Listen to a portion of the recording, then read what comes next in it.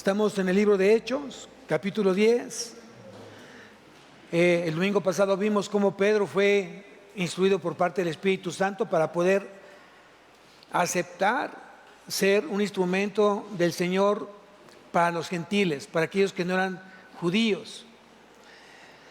Y cómo es que Cornelio, un centurión romano, fue por él justamente a Cesarea, donde él se encontraba en una casa de un curtidor, y es traído a la casa de Cornelio. Y Cornelio estaba esperando justamente junto con sus amigos, junto con su familia. Si esto no hubiera sido antes preparado, ese corazón de Pedro, Pedro no estuviera parado justamente en esa casa de un gentil. Y sin embargo, acordémonos lo que dijo el Señor a Pedro: no le llames común a lo que he limpiado. Y eso hay que quitarnos de nuestro corazón, de no juzgar a la gente, de no estar juzgando lo que Dios está haciendo justamente en ese corazón.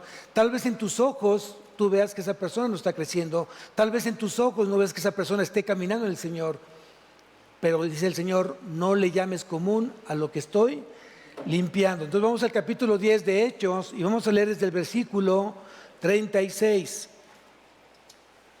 Y aquí estaba justamente ya hablando Pedro a la casa de Cornelio, y dice: Dios envió mensaje a los hijos de Israel, anunciando el evangelio de la paz por medio de Jesucristo. Este es Señor de todos. Bien, como dijo mi hermano, cuando tú lees la palabra Señor en la Biblia, tú le estás diciendo a Jesús: eres tú mi suprema autoridad, mi suprema autoridad. Todo lo que tú mandes, todo lo que tú me digas, Señor, yo lo voy a obedecer. Fielmente así lo voy a hacer. Y creo que muchos ahí están batallando justamente con el orgullo, porque sienten que no debe ser así, porque piensan que debe ser todavía dependiendo, si lo entiendo o no lo entiendo, y ya vimos que no.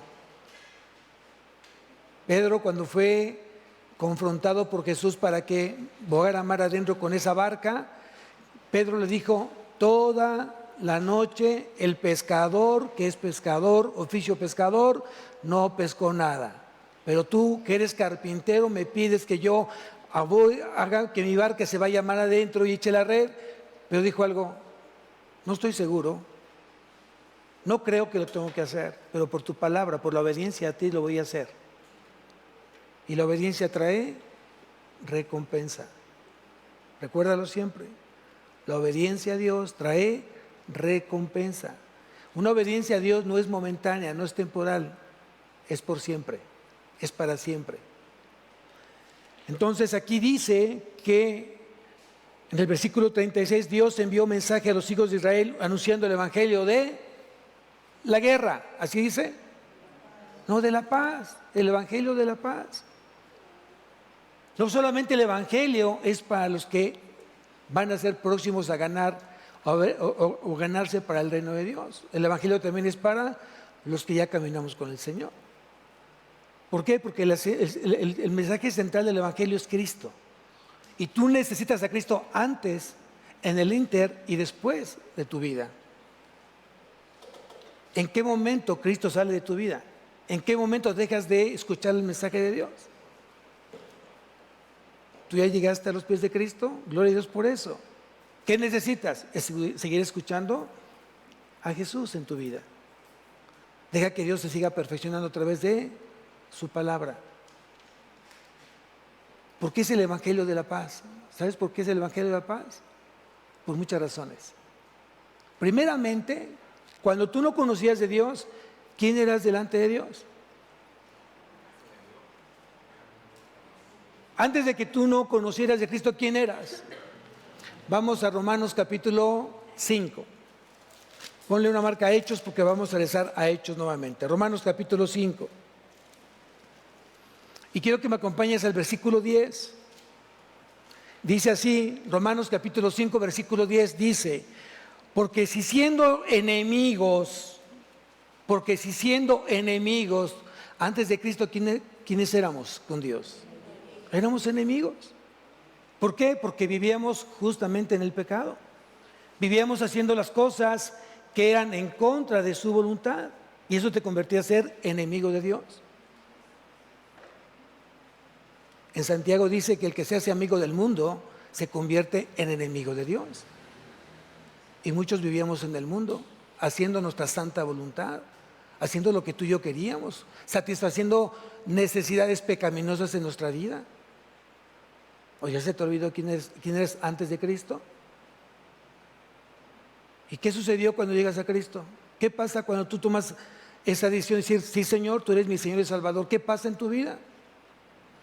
Aquí mismo lo dice en el capítulo 5 de Romanos, versículo 1, dice, justificados pues por la fe, tenemos paz para con Dios. Antes éramos enemigos de Dios y ahora tenemos paz para con Dios por medio de nuestro Señor Jesucristo. No es cualquier paz, no es la paz que da el mundo, es la paz que da Jesús. Si tú me acompañas al Evangelio de Juan, capítulo 14, versículo 27.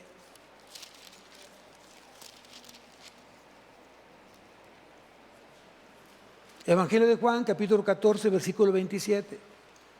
Dice lo siguiente: la paz, ¿quién está hablando aquí? Jesús. Jesús está hablando aquí. Dice, la paz os dejo. ¿Qué dejó Jesús? La paz. Él dejó la paz. Cualquier tipo de paz. Cualquier tipo de paz. Dice, la paz os dejo, mi paz os doy. Yo no os la doy como el mundo la da. ¿Cuál es esa paz que el mundo te da? Según para mucha gente del mundo, dice que tiene paz porque no tiene problemas. Entonces asocia la paz, una vida sin problemas, una vida sin desafíos, una vida sin retos. Para el mundo es así la paz, pero para Dios es completamente distinto. Tú puedes tener retos, desafíos, problemas, crisis, y tú mantienes esa paz que sobrepasa todo entendimiento, que guarda tu corazón, que guarda tu mente en Cristo Jesús. Filipenses capítulo 4, versículo 6, versículo 7, ahí lo dice. Y tú mantendrás en completa paz aquel cuyo pensamiento en ti persevera, porque en ti ha confiado. Isaías capítulo 26, versículo 3. Entonces no es la paz que el mundo da, es la paz que Cristo te da. Pero para que tú tengas esa paz necesitas tener una vinculación, una unidad, que tu corazón esté conectado al corazón de Cristo. Y eso solamente se hace a través de tu lectura diaria de la palabra. Un tiempo sagrado de Dios, un tiempo que no es inamovible, es un tiempo que es completamente no negociable. Es tú y el Señor, todas las mañanas, desde temprano. Y tenemos el ejemplo de Jesús, dice que Él se levantaba desde muy de temprano, antes que el sol se apareciera, aún siendo muy oscuro, dice que Él salía y se iba justamente a un lugar desierto y ahí oraba al Padre. Porque Él necesitaba justamente la dirección del Padre. Él necesitaba al Señor, a su Padre Celestial. Cuando tú y yo buscamos al Señor a la primera hora de la mañana, no a las 7, no a las 10, no a las 9, antes que aparezca el sol, antes que empiece el celular a sonar, antes que empiece tu mente a trabajar para ver qué pendientes tienes, cuando también tu mente está fresca y tu espíritu está dispuesto, en ese momento te pones a pedirle al Señor, Señor, háblame. Hoy me dispongo a escucharte a ti. Quiero hacer este día tu voluntad. Haz que en este día tenga la dirección de ti, no mi dirección. Haz que pueda escuchar tu voz, no la mía. Y comienzas justamente tu oración a Dios pidiendo esto. Y después permites que Dios hable a tu vida. ¿Cómo? Tomas tu lectura de la noche anterior y comienzas tu lectura que tienes sistemática en tu palabra, en la Biblia. Es la manera que tú tienes y yo que tenemos que leer la palabra de manera sistemática, de principio a fin. Y entonces la paz, esa paz que tú necesitas todos los días de tu vida, vendrá justamente de parte de Él. Esa paz que sobrepasa todo entendimiento, esa paz que te va a permitir tomar las mejores decisiones de tu vida. Tú has aprendido que cada vez que tú quieres tomar una decisión en situaciones de enojo, en situaciones de crisis, en situaciones de problemas, estás en riesgo a tomar una mala decisión en tu vida. Por eso necesitamos la paz. Teniendo paz, piensas mejor antes de tomar una decisión. ¿Quién lo cree? ¿Quién lo cree? Yo te invito para que realmente lo experimentes tú. Si lo que estoy diciendo es mentira, no le hagas caso. Pero si es verdad, porque lo dice la palabra, entonces hazlo. Experimenta esa paz que sobrepasa todo entendimiento, que guarde tu corazón, que guarde tu mente en Cristo Jesús. Entonces no solamente tengo la paz con Dios a través de Cristo, sino también yo tengo la paz de Cristo. Y dice el versículo, dice, no se turbe vuestro corazón, ni tenga miedo. Uno de los problemas del creyente es que comienza a almacenar tantos pensamientos de temor y miedo, de inseguridad, que no le permite caminar de una manera libre, confiada, segura en las manos del Señor. ¿Y qué pasa si hace esto? ¿Y qué pasa si no resulta el otro? ¿Y qué pasa si no llego a este punto? ¿Qué tal si no gano lo suficiente? ¿Y qué pasa? ¿Y qué pasa? ¿Y qué pasa? Estás hablando de algo futuro que no sabes realmente si se va a dar o no se va a dar. ¿Alguien puede asegurar que mañana va a estar vivo? No levantes la mano, no tientes a Dios. No sea que sea tu último día aquí en la tierra, por soberbio, orgulloso.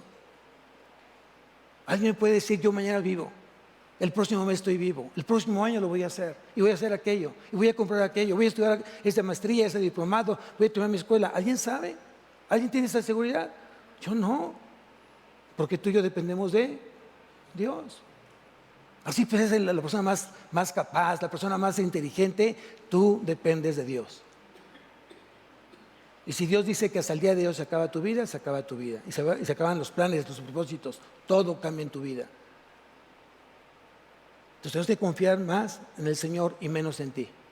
Confía más en el Señor y menos en ti. Ese es mi consejo el día de hoy. Bien, regresamos entonces nuevamente a Hechos, capítulo 10, y dice el versículo 37, vosotros sabéis lo que se divulgó por toda Judea, comenzando desde Galilea, después del bautismo que predicó Juan. Quiere decir que ya se había predicado el Evangelio en estas dos iglesias, la que se encontraba justamente en Galilea y la que se encontraba justamente en Judea. En ese entonces había pocas iglesias. Donde se inicia, la primera iglesia que se inicia fue en Jerusalén. Hoy, gracias a Dios, tú volteas y tienes una gran cantidad de iglesias donde se ha predicado el Evangelio y tienes una gran oportunidad de ver cómo la manifestación del poder de Dios a través del Evangelio está lográndose hoy en la tierra. Hay iglesias donde tú y yo no menos nos imaginamos. En África, en Asia, en Europa, México, y siguen abriendo iglesias. ¿Por qué? Porque se sigue predicando el Evangelio. Y tú eres parte de ese instrumento para predicar el Evangelio, en tu trabajo, en tu escuela, en tu colonia. Hoy aquí la pregunta sería si tú te estás permitiendo ser ese instrumento de predicar el Evangelio como muchos lo han hecho. Porque aparte de la gran comisión, acuérdate de la gran comisión, ir y predicar el Evangelio a toda criatura. Es la gran comisión. Pero para que tú prediques el Evangelio tienes que prepararte, si no, ¿de qué vas a hablar? Y si alguien te pregunta alguna cosa de la Biblia, alguna cosa de Jesús, algún atributo de Jesús, ¿qué le vas a contestar? Búscalo en la Biblia, ahí vas a encontrar. No. Ve y llévalo donde dice.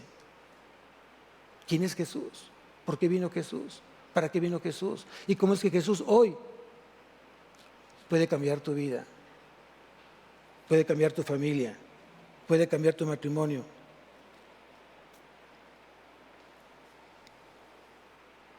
Sigo leyendo. Como Dios ungió con el Espíritu Santo y con poder a Jesús de Nazaret, como éste anduvo haciendo bienes y sanando a todos los oprimidos por el diablo, porque Dios estaba con él. Cuando tú llegas a los pies de Cristo, vienes con un gran problema que está ocasionando el diablo en tu vida. Mucha gente viene atado en pecados, mucha gente viene atado en ansiedades, mucha gente viene atado en traumas, mucha gente viene atado con muchas heridas a los pies de Cristo. Vino oprimido por parte del diablo. Pero Dios te quiere libre Y por eso te lleva justamente a Jesús, para que tú seas libre, libre en Él, tengas libertad en Él. Y los que antes éramos esclavos del pecado, hoy podemos levantarnos con una mente completamente limpia, diferente, poder caminar por cualquier parte y con la frente en alto. Antes no era así. Antes tenías que esconderte, te daba vergüenza, porque tú bien sabías que tu vida no era digna de imitar. Hoy queremos vidas de testimonio, vidas que sean de ejemplo, no importa la edad que tengas. Así tengas 14, 13, 12 años, así tengas 60, 80, 90 años, tienes que ser de testimonio para la gente que viene atrás de ti. Deja de estarte excusando, deja de poner pretexto alguno para no ser testimonio de que Cristo mora en tu vida. Dios ya nos liberó, ya Dios nos dio libertad, ya Dios nos puso en victoria con Cristo Jesús. ¿Qué más te falta? Simplemente creerlo y vivir tu vida en consecuencia, a través de la fe que tú le tienes justamente al que es el Todopoderoso, aquel que vino y dio su vida porque te ama. No te amó, te ama y te sigue amando y te seguirá amando.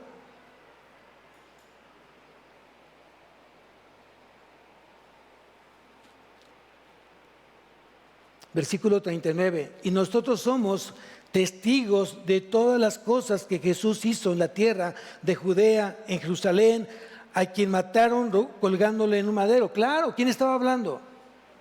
Pedro. ¿Quién fue Pedro? Un discípulo de Cristo que estuvo 3 años caminando justamente con Él. Y Él estuvo presente por lo que Él pasó, lo que Él vio, lo que Jesús hizo. Todos aquellos milagros, aquellas señales y también toda la enseñanza. Y Él vio y estuvo presente justamente cuando Cristo fue apresado. Él estaba ahí. De hecho, Él sacó su espada y le cortó la oreja a un soldado, a una persona que estaba ahí. Pero también fue un hombre que aprendió a amar a Jesús después de haberlo negado 3 veces. Y dice la palabra que Él no fue ningún reproche. Yo te lo dije, eres un infiel, no debiste haberme seguido esos 3 años, eres un hipócrita. Eso no dijo Jesús.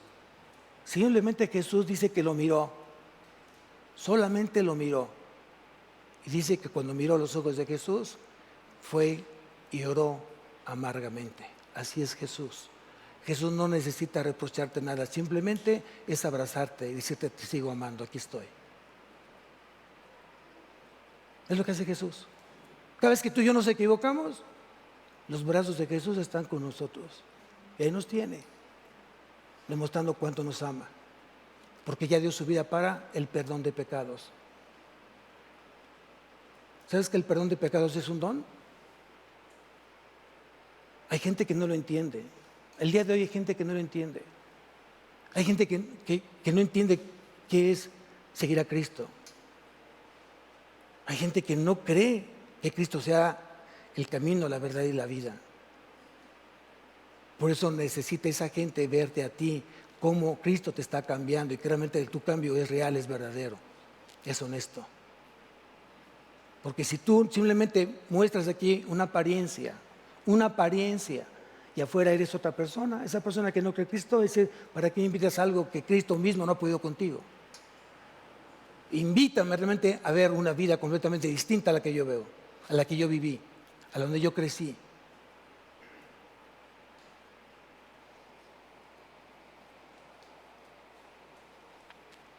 El testimonio de Jesús fue triple, lo que se divulgó por toda Judea y Galilea, lo que ellos sabían de haberlo oído y lo que los apóstoles testificaban por haberlo visto. Y yo pregunto, ¿tú no eres un testigo de Jesús? ¿Tú no eres un testigo de Cristo el día de hoy? ¿Qué implica ser testigo de Cristo el día de hoy? ¿Qué implica? Compromiso, obediencia, santidad, humildad, mansedumbre, fidelidad. Y le vas aumentando lo que implica ser testigo de Cristo.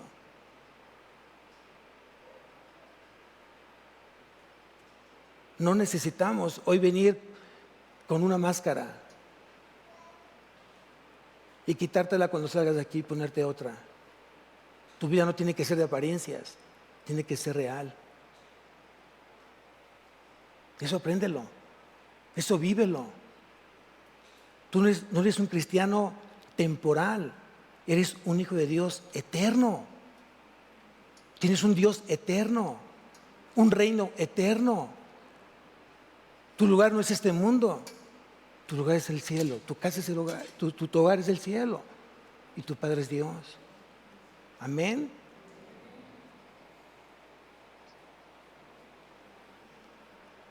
¿Cuál era el propósito de Dios? ¿Cuál fue el propósito de Dios? Antes de que fundara el mundo, ¿cuál fue su propósito? Que tú y yo conociéramos de su Hijo y nos entregáramos a su Hijo y tuviéramos común con su Hijo, una vida de comunión con su Hijo. Ese fue el propósito. ¿Qué hizo Satanás? Desvirtuar eso, lastimar la imagen de Cristo en nosotros, alejarnos completamente de la ciudadanía de Dios. Eso vino a ser Satanás, a través de un engaño y a través de una desobediencia. Así es como entró el pecado al mundo. ¿Cómo está entrando el pecado a tu vida? Por un engaño y por desobediencia. No te distraigas.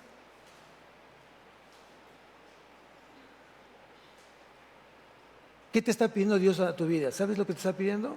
La gente que hoy no sabe, o la gente que no camina en luz, no sabe cuál es su propósito. Porque su visión es completamente corta. Yo estoy estudiando para ser ingeniero, tener una empresa. ¿Y luego? Te mueres. ¿Y luego? El infierno. Esa es tu visión, muy corta. Hoy creo en Cristo, no para ser ingeniero, no para tener una empresa, sino para servirle a Él, no aquí, también en la eternidad. Visión. ¿Quién lo cree? Hoy a través de la obra de Cristo hemos sido grandemente bendecidos. ¿Quién lo cree? Decía en la mañana, muchas veces sabemos que Cristo vino hace 2000 años, sabemos que Cristo murió en la cruz, pero no tengo la seguridad de ser su hijo. Y comienzas a tener miedos y temores por no sentirte seguro de la salvación que Cristo ya te dio. Y eso a mucha gente le pega. Algo sucede, algo sorprendente sucede los domingos. Tú escuchas al Señor y sales diferente, pero pasan unas horas, pasa un día, dejas de tener comunión con el Señor y otra vez regresas a tus temores y miedos. Y el siguiente domingo es exactamente lo mismo, y así no es. Yo vengo los domingos de todo lo que Dios ya me dijo en la semana, pero vengo y me lo confirma. Y habrá otras cosas que me enseñará para esa semana que voy próximo a vivir. Por eso vengo los domingos, porque yo necesito que me dé dirección y que me haga sentir que estoy justamente haciendo las cosas rectamente a sus ojos, no a lo que yo pienso que está bien.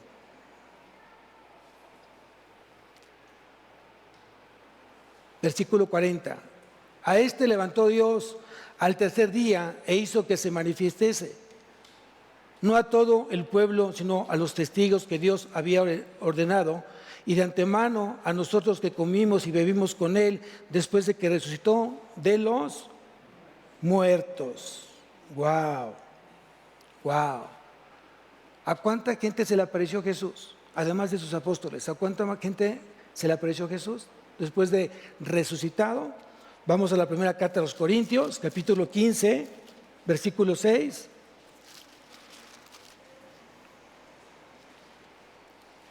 Primera carta a los Corintios, capítulo 15, versículo 6 dice: después apareció a más de 500 hermanos a la vez, de los cuales muchos viven aún y otros ya duermen. Y uno de esos testigos era Pedro.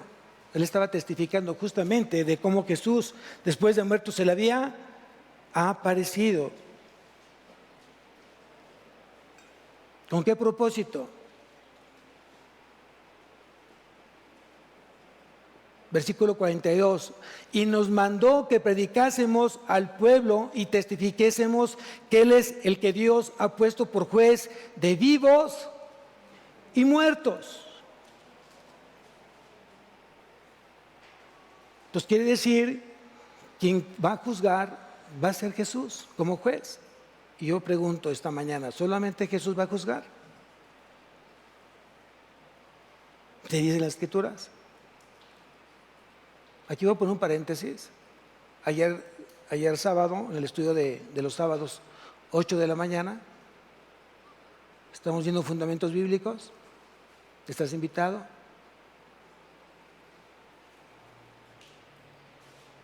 La pregunta es, ¿qué pasa después que una persona muere? Y según la enseñanza de algunos lugares, dicen que cuando alguno muere, la persona que muere se va al purgatorio. Es una de las enseñanzas. La Biblia no habla de purgatorio. No hay ninguna parte en la Biblia que hable del purgatorio. No existe el purgatorio. Dicen que estas personas que mueren y se van al purgatorio comienzan entonces a rezar por esa alma que está en el purgatorio para que tenga una segunda oportunidad de ser salvo y llegar entonces a Dios. La Biblia no enseña eso. ¿Qué entonces enseña la Biblia? La Biblia es muy clara. Habrá cosas que se requiere un poco mayor de profundidad y mayor conocimiento para poderlas entender, pero generalmente la Biblia es muy clara. Acompáñame a Hebreos capítulo 9, versículo 27. Hebreos 9, 27.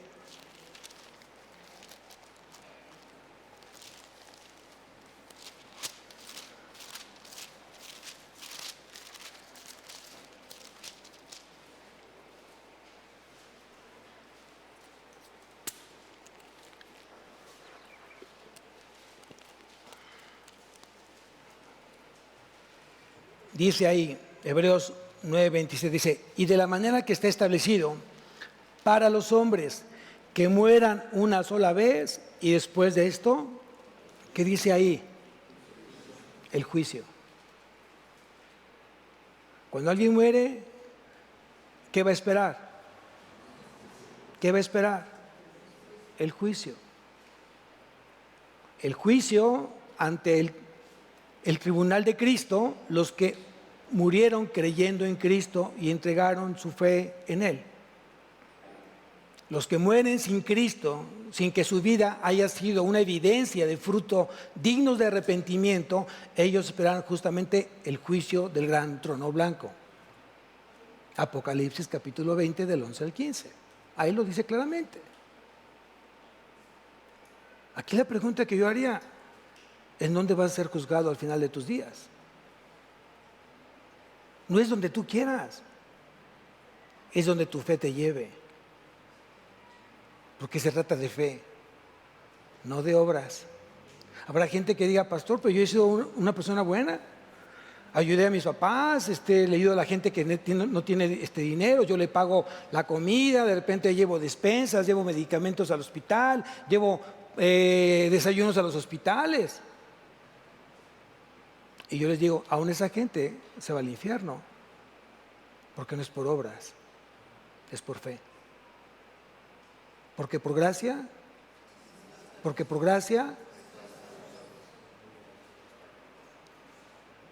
¿me puedes poner Efesios 2:8, por favor?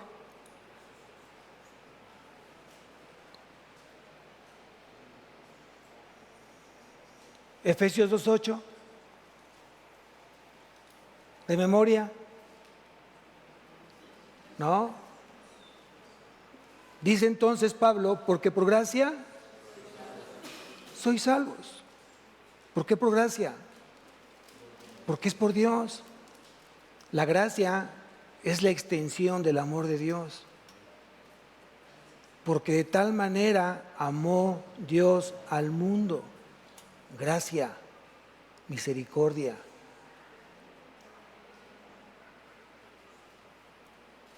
Por medio de la fe. ¿En quién? ¿En quién? En Cristo Jesús. Y esto no de vosotros. No es un mérito personal, es un mérito divino de parte de Cristo. Versículo 9.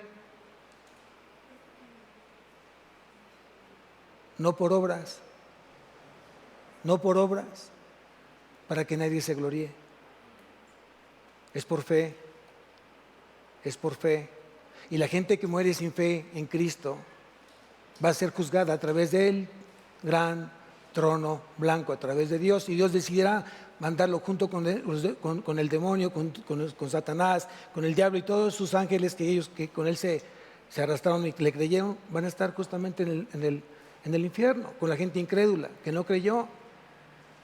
Pero los que creímos en Cristo seremos juzgados por Él.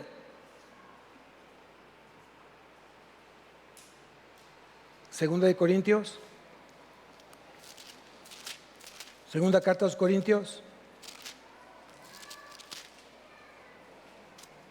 Capítulo 10. Segunda carta a los Corintios, capítulo 5, versículo 10. ¿Me lo pones, por favor? Segunda carta de Corintios, capítulo 5, versículo 10. Dice, porque es necesario que todos nosotros, ¿quién está hablando? Pablo. ¿Y quién fue Pablo?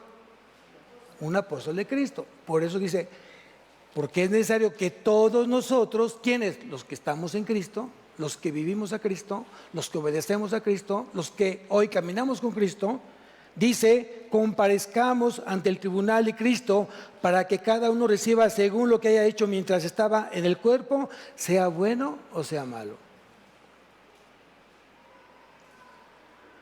Entonces va a haber dos juicios, en dos momentos distintos. Uno va a ser con Cristo, en el tribunal de Cristo, y uno va a ser con el Padre, con Dios. Y vuelvo a repetir, no es donde tú quieras ser juzgado, es donde tu fe te va a llevar. Y por eso como pastor me interesa mucho tu fe. ¿Cómo está tu fe? ¿Cómo está tu experiencia de fe? ¿Es pues la fe? Hebreos 11.1, por favor. Hebreos 11.1, ¿es pues la fe? ¿La certeza de lo qué? ¿Qué significa la palabra certeza? Seguridad. Es pues la fe, la certeza de lo que se espera, fe futura, esperanza. ¿De qué tengo esperanza? ¿En quién tengo mi esperanza? ¿En mi esposa? ¿En mis hijos? ¿En mi trabajo? ¿En mi cuenta bancaria? ¿En dónde está tu esperanza? Y además que sea una esperanza viva, ¿dónde está? Es pues la certeza de lo que se espera y la convicción de que mis ojos no ven. Lo que tus ojos ven no es fe. Esta es una experiencia de fe, no es una definición de fe. Mucha gente piensa que hablar de definición de fe, vete a Hebreos 11.1, no, esa es una experiencia de fe. Yo tengo la plena certeza de lo que Dios está haciendo en mi vida, sin que yo lo vea. Y yo sé dónde voy a estar, aunque no esté todavía justamente con Él. Yo sé dónde voy a estar, porque eso es fe. Y todo mi ser, espíritu, alma y cuerpo, están apuntando justamente a Cristo Jesús. Por fe. Por fe.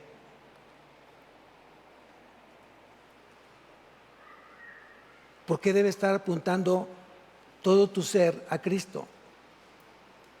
Porque es el único autor de la salvación. Sin Cristo no hay salvación. Regresamos a Hechos, capítulo 4, versículo 12. Hebreos 4:12.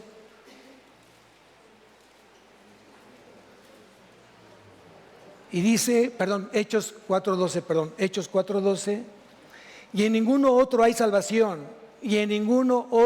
salvación, porque no hay otro nombre bajo el cielo dado a los hombres en que podamos ser salvos.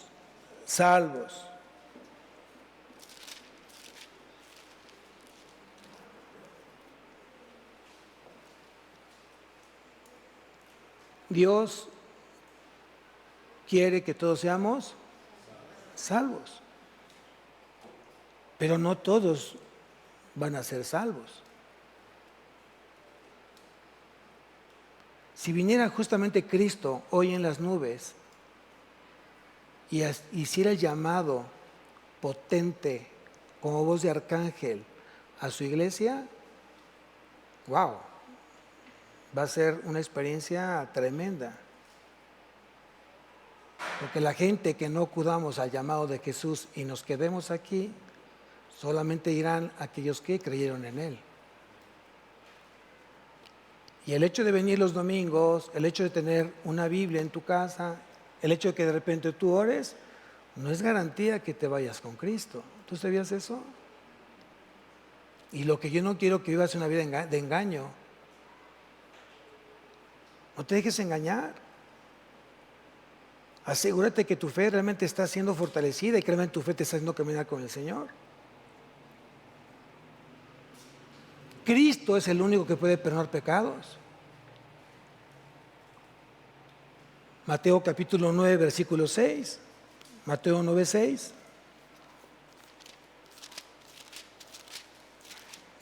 Mateo 9, 6.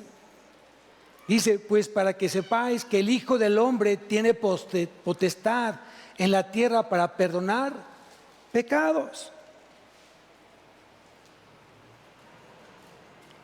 El perdón de pecados es la consecuencia de creer en el Señor que se proclama en el mensaje del Evangelio.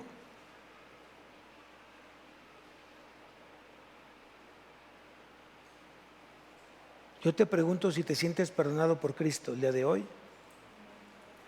Y yo creo que cuando tú te sientes perdonado, vives en consecuencia de ese perdón, de no más vivir una vida de pecado. Porque ¿sabes lo que costó ese perdón? ¿Alguien sabe qué costó ese perdón? La vida de Jesús. Y no menosprecies entonces la sangre de Cristo. Haz las cosas realmente dándole la honra y gloria al Señor. A través de una vida de obediencia, no religiosa. Quita tu vida religiosa, no sirve.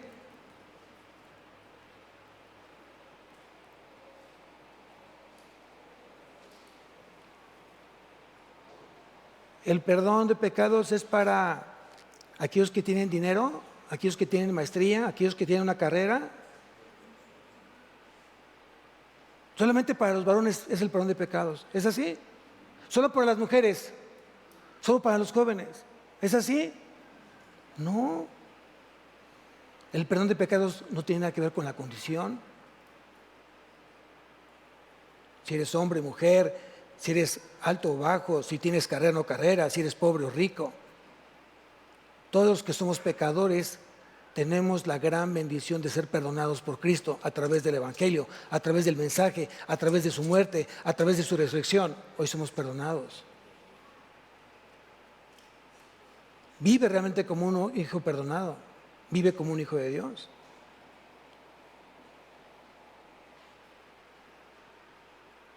Y yo estoy seguro, de acuerdo a lo que dice Romanos 8:1, Romanos 8:1 dice, ahora pues ninguna condenación hay para los que están en Cristo Jesús, los que no andan conforme a la carne, sino conforme al Espíritu. Ahí está muy claro quiénes han sido perdonados del pecado. Los que viven su estilo de vida, viven conforme al Espíritu. ¿Y cómo es conforme al Espíritu? Amor, gozo, paz, paciencia, benignidad, bondad, fe, mansedumbre y templanza. Gálatas capítulo 5, versículos 22 y 23. Regresamos a Hechos nuevamente.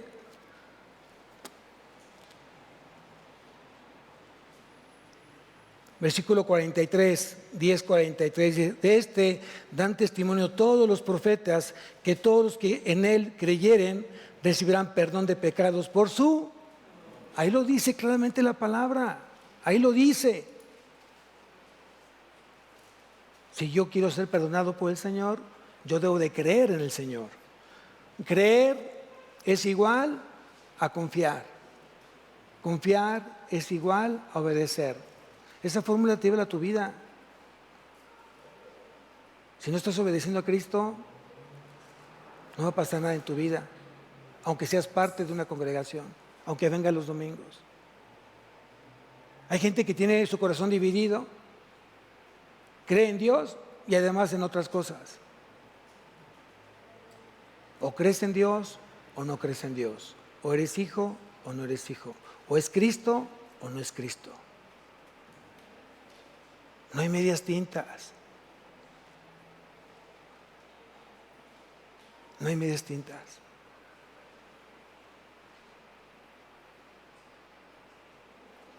En la semana me invitaron a dar una conferencia a la unidad paliativa, a la gente que ya está en fase terminal, los médicos, enfermeras, la gente administrativa, e invitados.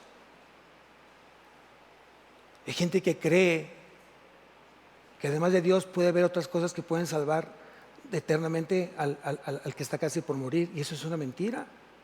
Hay otra gente que dice, una gente que está próxima a morir, no hay más que hacer. Claro, porque la medicina ya se agotó todo lo que puede hacer la medicina. Pero levantamos la mano y decimos no. Una persona que está próxima a morir, muere el cuerpo, pero su alma y espíritu tienen una gran oportunidad de seguir viviendo eternamente, creyendo en Cristo. El médico puede decir una cosa, Dios dice otra. ¿A quién le vas a creer? Mis ojos han visto que hay gente que el médico dijo no hay más que hacer, hay que sacarlo de la casa y que muere en casa más tranquilamente, porque aquí ya se acabó, ya se agotó, no hay medicamento, ya su tiempo está prácticamente terminado.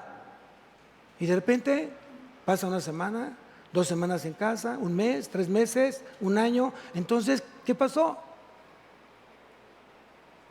Que Dios tiene la última palabra. ¿En quién vas a confiar? ¿En el hombre o en Dios? En el hombre o en Dios. Entonces tienes que dar tu vida justamente al que te creó, al que dio la vida por ti y el que Él tiene ya un lugar especial, un lugar precioso eternamente que es el tuyo con Él. Pero lo tienes que creer. Versículo 44. Hechos 10, versículo 44. Mientras aún hablaba Pedro estas palabras, el Espíritu Santo cayó sobre todos los que oían el discurso. ¡Wow! ¡Wow! ¿Quién interrumpió a Pedro? El Espíritu Santo. Eso me llena más de sorpresa. ¿Cómo es que Dios se empieza a mover? Porque la regeneración, el nuevo nacimiento, ¿tú sabes que es un acto secreto? Es algo entre Dios, Cristo y el Espíritu Santo. Entra a tu vida, no sabes cómo llegó, no sabes en qué momento, en qué tiempo, pero entró, llegó.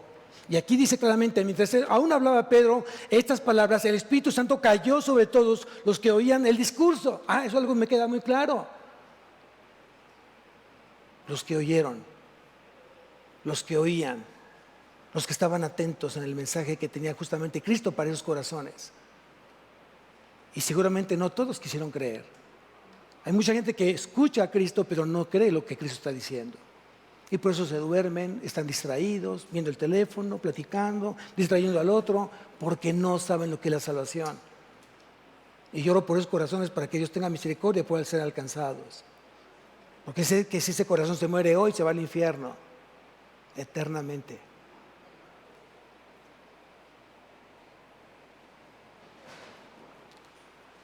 Yo creo que fue una gran sorpresa para Pedro ver cómo también el Espíritu Santo era para quién.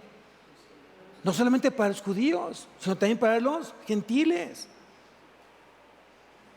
Estaba Cornelio, estaba su familia de Cornelio, estaban los amigos de Cornelio y tal vez otro colado que estaba por ahí. Porque donde hay comida, hay colados.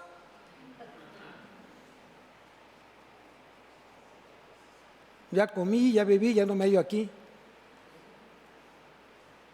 Pues aún esos colados, alguno a lo mejor alcanzó a ser salvo. Pero lo más importante, ¿tú qué piensas? ¿Tú qué sientes? ¿Tú qué crees? ¿Cómo debo o qué debo hacer para ser salvo? Cree en el Señor Jesucristo y serás salvo tú y tu casa. Es una gran responsabilidad. Versículo 45. Y los fieles de la circuncisión que habían venido con Pedro se quedaron, ¿qué dice? Atónitos de que también sobre gentiles se derramase el don del Espíritu Santo. 46. Porque porque los oían que hablaban en lenguas y que magnificaban a Dios. Voy a hacer un paréntesis. Hay una mala enseñanza, hablar en lenguas. Hay ciertas doctrinas que dicen que si tú no eres una persona salva, no puedes hablar en lenguas. Solamente los salvos son los que hablan en lenguas. Esa es una enseñanza errónea. Es una herejía. Eso no dice la Biblia. Cuando tú lees aquí, porque los que oían que hablaban en lenguas, ponle una flechita, lenguas, y ponle idiomas. Idiomas. No estamos hablando de lenguas celestiales, angelicales. Lo que habla en la primera carta de Corintios, capítulo 13, dice el que no tiene amor, aunque hable lengua angelical, es una metáfora que usó Pablo, pero hay que meterse a estudiar. Lo que sí es cierto es que no sé qué idioma, seguramente va a ser un idioma o un lenguaje celestial cuando estemos con Jesús. Porque ahí habremos alemanes, chinos, mexicanos, holandeses, belgas, o sea, solamente una lengua celestial. Y hasta el día de hoy no hay revelación de tal. Pero yo pregunto, ¿sería importante saber cómo voy a hablarle a Jesús? Creo que lo más importante es primeramente, ¿estarás con Jesús? Es lo que tiene que quitarte el sueño. ¿Será en chino? ¿Será en alemán? ¿Será en... No, hombre, asegúrate que tú estés con Él. Asegúrate que Él te hable, que tú puedas platicar con Él cuando estés justamente siendo glorificado. Es lo más importante. Amén.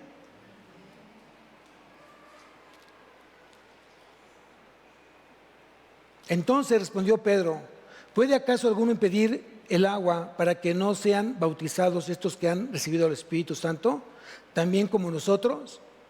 Y mandó bautizarles en el nombre del Señor Jesús. Entonces le rogaron que se quedase por algunos días. Estamos hablando de la iglesia primitiva, de cómo iban llegando a los pies de Cristo y en ese momento eran bautizados. Tal vez eso ha cambiado en el caminar con el Señor. ¿Por qué? Porque hoy, al menos para Agua de Vida, como iglesia, creemos justamente en el bautizo en agua. Pero lo llevamos conforme al entendimiento que ya el Espíritu le ha dado al pastor para enseñarlo. Si tú me acompañas a Mateo capítulo 28, y con esto termino.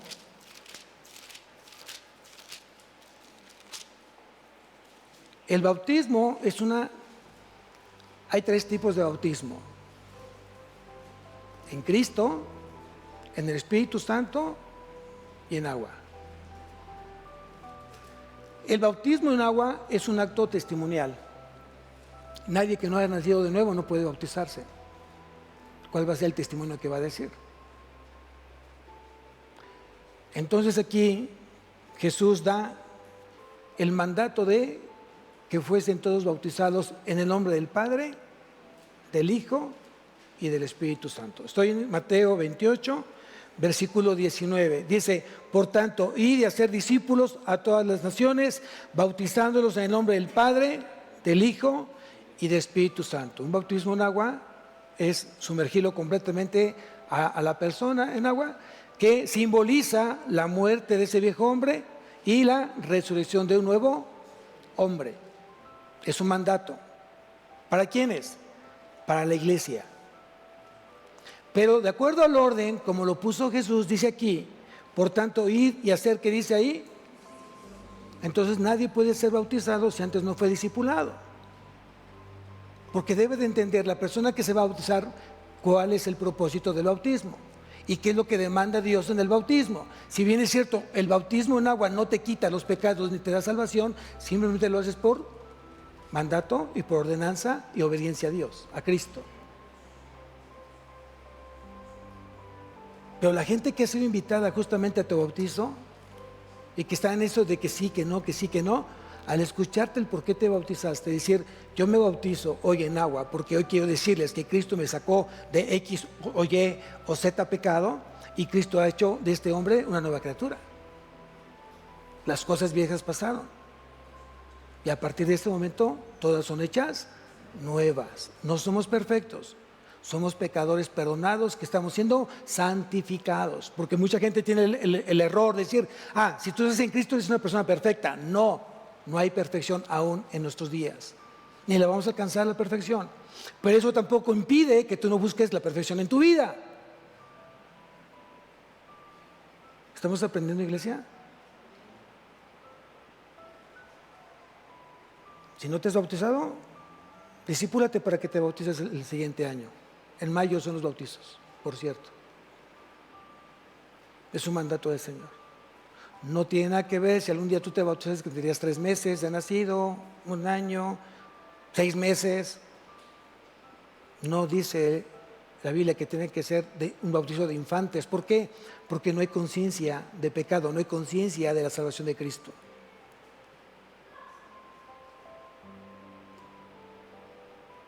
Entonces, por eso termina justamente Pedro y mandó bautizarles en el nombre del Señor Jesús. Entonces le rogaron que se quedase por algunos días. ¿Sabes por qué le rogaron que se quedara más tiempo, Pedro? ¿Saben por qué? ¿Qué produce Cristo en tu vida cuando tú llegas por primera vez a sus pies? ¿Qué produce? Dicho de otra manera, se produce tu primer amor en Él. Voy a bajar de nivel. Cuando tú eras novio o novia de alguien, en el caso vamos a poner de mi esposita y yo, éramos novios, no cesábamos de hablar el uno del otro. Y llegaba al trabajo y, ¿quién cree? No, es que Normita me dijo, Normita me hizo, Normita, wow, no, es que y no dejaba de hablar de Normita. ¿Por qué? Porque estamos en nuestro primer amor. Cuando Cristo es el primer amor en tu vida, no dejas de hablar de Él y de escuchar de Él. Y seguramente por eso le dijeron, Pedro, no te vayas, síguenos hablando de Cristo. Algo sucede cuando tú invitas, cuando tú invitas a alguien a casa y de repente compartes la palabra, pasa 1 hora, pasan 2 horas, volteas y dices, ya son las 2 de la mañana, ¿en qué momento se fue el tiempo? Así es Jesús. Bueno, no sé ustedes, porque se me queda miedo como, ¿será? Yo les invito a que lo hagan, que lo crean. No te cansa hablar de Jesús. Los que tienen desde que inició esta iglesia hace 11 años, yo voy a preguntar, ¿cuál ha sido el tema central de 11 años en esta iglesia? Todos los domingos. ¿Quién? ¿No se han aburrido 11 años? ¿Verdad que no? Justamente es lo que produce Cristo en tu vida. Que sigas teniendo esa sed y hambre de justicia para que seas saciado. Amén. Amén, iglesia, vamos a levantarnos.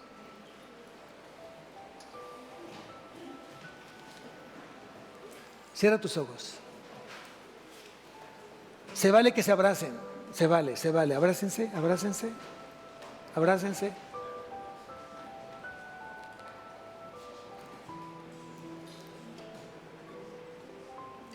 Cierra tus ojos.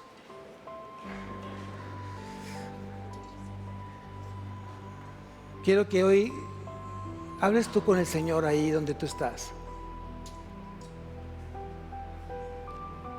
Y pídele que Dios te use. Pídele que Dios siga derramando gracia, misericordia en tu vida. Dile que necesitas un encuentro personal con Él. Así díselo, Señor, yo necesito un encuentro personal contigo. Y Él lo va a hacer. Hoy te pido que ores por tus papás. Joven que estás aquí, ora por tus papás. No importa si tu papá crea o no crea, eso no importa. Ora por él y pide a Dios que toque su corazón para que lo alcance su misericordia. Y aquellos padres que hoy han sido alcanzados por Cristo, ora, joven, por ellos, para que sigan enamorándose de Cristo. Papás, quiero que ores por tus hijos hoy, de los que creen y no creen, confiando que Cristo va a tocar esos corazones que hoy están alejados de Él. Y ora por aquellos que han sido alcanzados justamente por Cristo, para que sigan enamorando y entregando su vida plenamente a Él. Hazlo. Hazlo. Confía que Dios va a escuchar tus oraciones el día de hoy. Y confía que Dios va a hacer todo porque ese corazón se ha ganado y ese corazón se ha alimentado y se ha guiado y dirigido por Él. Padre mío, Señor, en este sentir y en este momento de oración, alineamos nuestro corazón al tuyo. Alineamos nuestros anhelos y deseos a ti, Señor, anhelando profundamente que tú sigas tocando corazones, que tú sabes qué corazones hoy están en nuestro corazón, que te conozcan y que se entreguen y que te amen y que te sirvan. Pero también yo quiero orar por aquellos que hoy se esfuerzan por hacer las cosas bien delante de ti. Oro por aquellos corazones que hoy están completamente convencidos que tú eres el camino, la verdad y la vida de su vida. Hoy oro por aquellas familias que quieren ser cristocéntricas, donde Cristo es el centro de toda su vida. Señor, yo sigo orando porque este lugar, Agua de Vida, sea un lugar para que mucha gente llegue a tus pies y mucha gente te conozca. Gracias porque tú suples toda necesidad. Gracias porque tú suples cualquier situación de nuestra vida, sea material, sea espiritual, sea familiar, sea sentimental. Tú eres la fuente que suple todo, todo. Gracias, Señor, por haberme rescatado, por haberme llamado. Tal vez tú conoces mis fallas, tú conoces mis luchas, tal vez mi matrimonio no está en el mejor momento de mi vida, tal vez mis hijos están tal vez alejados. Tal vez económicamente no estoy en el mejor momento también de mi vida, Señor. Tú conoces hoy mis necesidades, las pongo en tus manos. Haz tu perfecta voluntad y hazme sentir, Señor, que estás caminando conmigo. Hazme sentir tu presencia en mi vida. Quiero sentirme arropado, acobijado, protegido, amado, alentado, fortalecido en ti, Señor. Gracias por este momento. Gracias por saber que hemos sido llamados por ti y saber que hoy tenemos ese gran regalo de la salvación. En Cristo Jesús. Amén y amén. Dios bendiga a su semana, amados.